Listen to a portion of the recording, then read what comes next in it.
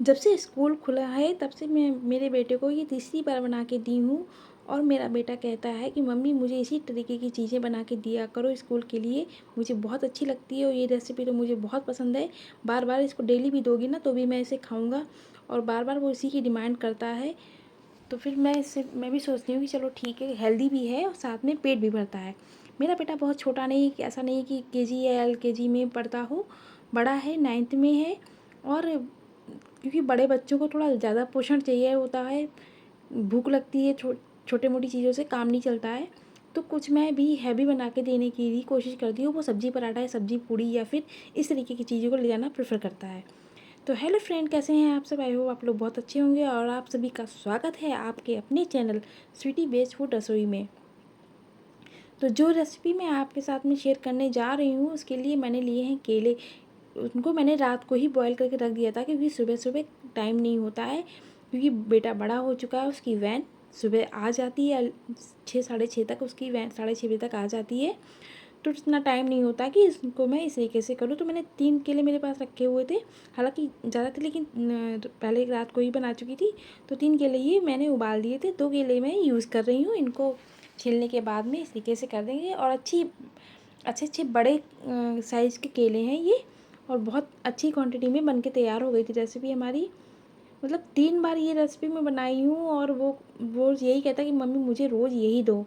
तो मैंने सोचा क्यों ना अब जब अपने बेटे को दे रही हूँ तो आप सबके साथ में भी शेयर करती हूँ, ताकि आप भी अपने बच्चों को ये रेसिपी लंच बॉक्स में दे सकें और वो भी आपसे कहेंगे कि मुझे यही रोज़ चाहिए।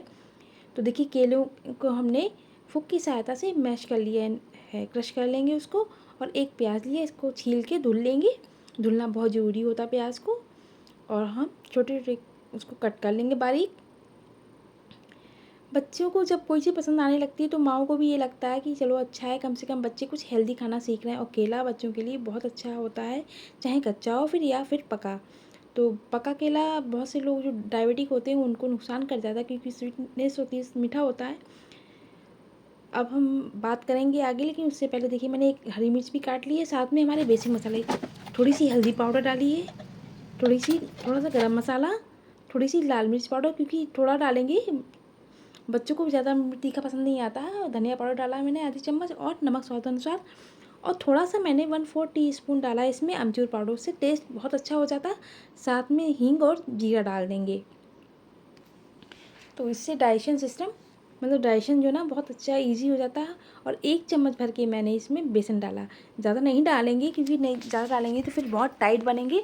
तो हमें टाइट नहीं बनाने, फिर वो खाने में अच्छे नहीं लगते हैं।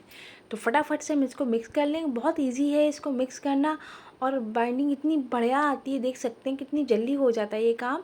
फटाफट से बाइंड हो गया है। अगर आप थोड़ी सी तैयारी पहले करके रखेंगे ना रात को ही, तो जिनके बड़े बच्चे, जिनके छोटे बच्चे हैं वो तो 9 साढ़े 9 बजे तक, 8:30 बजे तक जाते हैं। लेकिन बड़े बच्चे जो ना, उनकी वैन जल्दी आती है, तो फिर ये काम हमें रात को ही करके रखने पड़ेंगे, नहीं तो फिर सुबह बहुत मुश्किल होता। जैसे गरम केले, स्पेशली गरम केले को हैंडल करना थोड़ा मुश्किल होता है। जैसे अभी हमने बाइंडिंग करते वक्त फटाफट से कर लिया, लेकिन गरम जब रहेंगे तो फिर बहुत मुश्किल होगा, फिर उन्हें ठंडा करना होगा। इतना टाइम हमारे पास सुबह नहीं होता है। अब हम इन्हें मनचाहे शेप में, बड़े छोटे या कैसे भी शेप में, इसको हम कबाब का शेप दे लेंगे। तो मैंने 4 कबाब बनाए, उसके बाद मुझे 2 और बनाने पड़े। बोला मैं खा के भी जाऊँगा, मोस्टली वो नहीं खा के जाता है। कुछ छोटा मोटा, कुछ मैंगो वगैरह है, एप्पल वगैरह कुछ खा के चला जाता है, बट इस तरीके से खाकर नहीं जाता है। या फिर जब बहुत ही अच्छा लगे, उसका मन होता है कुछ खाने का, तब खा के जाता है। तो बोला नहीं, मैं आज इसको रास्ते में खाते हुए चले आऊँगा, तो मुझे बना के दे दो। फिर बाद में मैंने और बनाया था उसके लिए। तो अभी तो हम 4 बना लेते हैं। आप अपने मनचाही शेप में कर सकते हैं, या किसी कटर से, कुकी कटर से इसको शेप दे सकते हैं। अगर आपके छोटे बच्चे हैं तो उनको देखने में बहुत अच्छा लगेगा, तो खाएंगे बहुत मन से। तो इस तरीके से इसमें मसाले जो हैं बहुत बैलेंस पड़े हुए हैं, ताकि आपका छोटा बच्चा भी हो वो भी ईजिली इसको खा सके। हाँ, बच्चे का छोटे हैं ना, ज़्यादा छोटे, तो आप हरी मिर्च मत डालिएगा, और लाल मिर्च भी थोड़ी कम डालिएगा।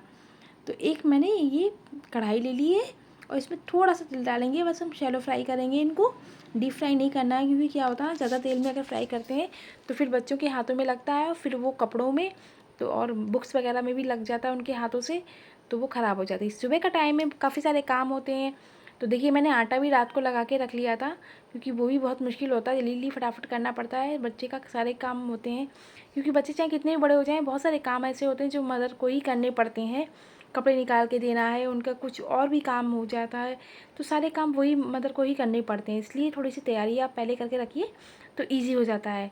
तो देखिए मैंने दूसरी तरफ गैस जला के इनको रख दिया, और इसको इस तरीके से अलट पलट करके हम गोल्डन ब्राउन कर लेंगे। हल्की गोल्डन जो होता है ना, बस वैसे करने हैं।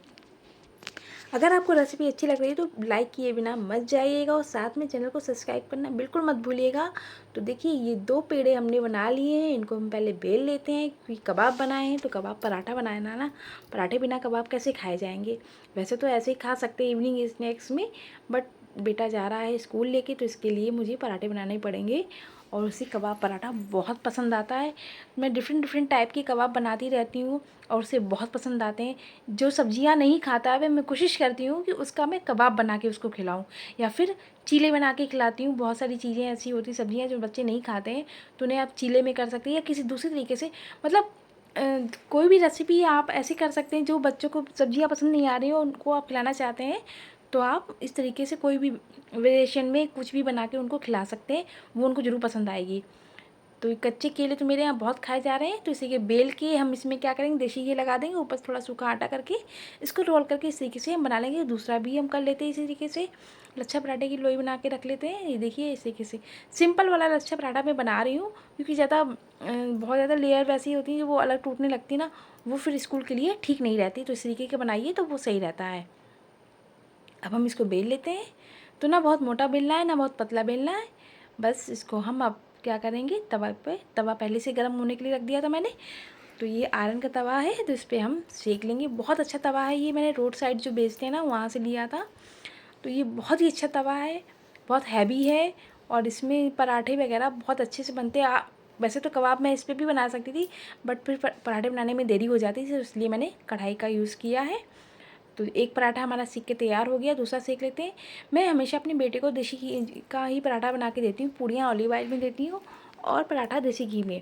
ये गाय का शुद्ध देसी घी है जो घर में बनाती हूँ मैं, और जो हमारे पड़ोस में एक दूध वाले भैया हैं वो दूध लेके आते हैं, तो उनके यहाँ का दूध बहुत अच्छा है, उसी से मैं मलाई निकालती हूँ और घी बनाती हूँ। तो दोनों पराठे हमारे बनके तैयार हो गए। और घी बच्चों के लिए बहुत पौष्टिक होता है, बढ़ती ग्रोइंग एज में बच्चों को घी प्रोटीन वगैरह बहुत चाहिए रहता है। तो बहुत ज़्यादा ना देके फिर भी किसी किसी चीज़ में जिसमें भी आप दे सकते हैं उनमें दीजिए, ज़रूरी होता है, क्योंकि बच्चे पढ़ते हैं, दिमाग का यूज़ करते हैं, तो ज़रूरी है। तो चलिए पराठे पे हम लगा लेंगे चटनी, ऊपर से रख दिए हमने ये कबाब, देखिए कितने सॉफ्ट बने हैं। बस उसके ऊपर से हम रख देंगे ये प्याज।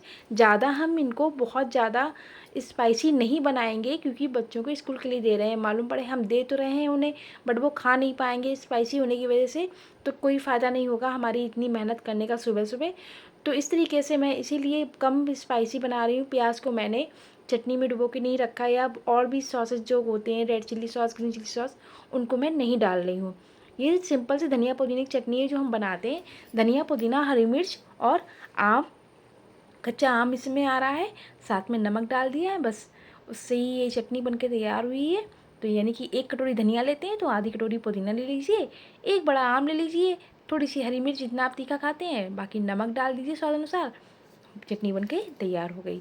और ये मैंने सॉस इसलिए डाल रही हूँ कि अगर थोड़ा भी तीखापन हो तो वो उसको बैलेंस कर दे, तो ये अच्छा रहेगा।